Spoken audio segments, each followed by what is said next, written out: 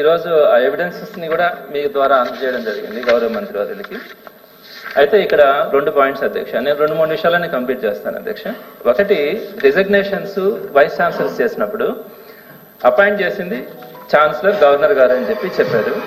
మరి ఈ రిజిగ్నేషన్స్లో సరే కొంతమంది తీసుకుందాం, అందరూ కూడా అంత ధైర్యం చేయలేకపోవచ్చు. కొంతమంది state council higher education chairman మరియు గవర్నమెంట్ ఇచ్చినటువంటి ఓరల్ ఇన్స్ట్రక్షన్స్ ద్వారా నేను రాజీనామా చేయాల్సి వస్తుందని చెప్పి మెన్షన్ చేసి వారందరూ కూడా రాజీనామా చేయడం జరిగింది. ఇది పర్టికులర్గా ఒక 5 మంది అనుకుందాం, మిగతా వాళ్ళు భయపడే లేకపోతే సంథింగ్ చేయలేదు అనుకుందాం.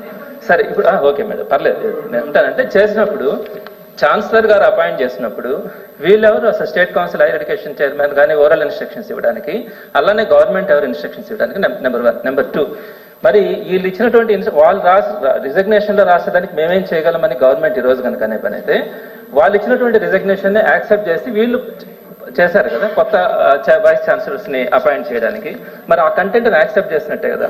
మరి మూకుమ్మడిగా జూన్ 26వ తేదీ నుంచి జూన్ 30వ తేదీ 4 రోజుల మధ్యలోనే 17 మంది vice chancellors out of 19 vice chancellors 17 మూకుమ్మడిగా రాజీనామా చేసినప్పుడు ఈ కంటెంట్ వాడుతా ఉన్నప్పుడు మనం ఎందుకు ఎంక్వైరీ చేయలేకపోయినాం అన్నది ఫస్ట్ పాయింట్ అధ్యక్ష. రెండో పాయింట్కి వచ్చేటప్పటికి గౌరవ మంత్రివర్యులు నాకు చెప్పినారు, లాస్ట్ టైం కొన్ని యూనివర్సిటీస్ నేమ్స్ కోట్ చేస్తున్నారు.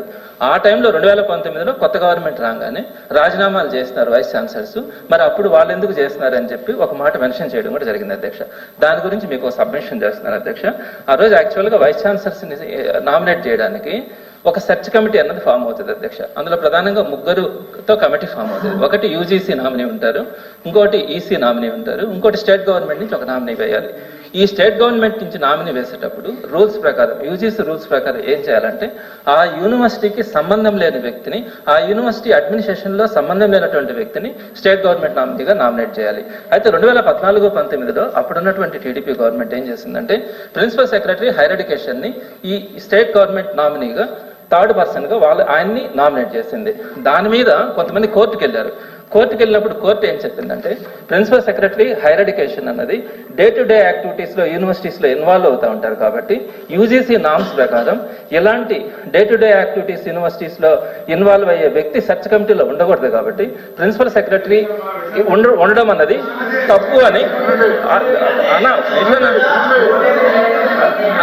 సార్ నాకు కంప్లీట్ అవుతుంది sir 2000 sir madam please madam అయిపోయింది మేడం అన్న ఒక్క నిమిషం అన్న కంప్లీట్ చేయాలి.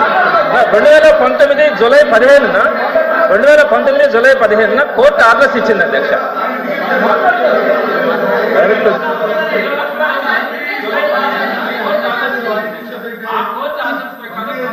చేశారు కొంతమంది చేయలేదు అధ్యక్ష. మా విక్రమసింహుడు ఈ వైస్ ఛాన్సలర్ కూడా ఆ కోర్టు ఆలోచన చేయలేదు. ఒక విషయం చంద్రశేఖర్ మీరు మినిస్టర్ గారికి ఎవిడెన్స్ ఇచ్చారు, దాని మీద ప్రభుత్వం ఏం చర్య తీసుకుంటుందో మాట్లాడతారు. ఇది ఇప్పుడు సబ్జెక్ట్ కాదు, క్లోజ్ చేయండి.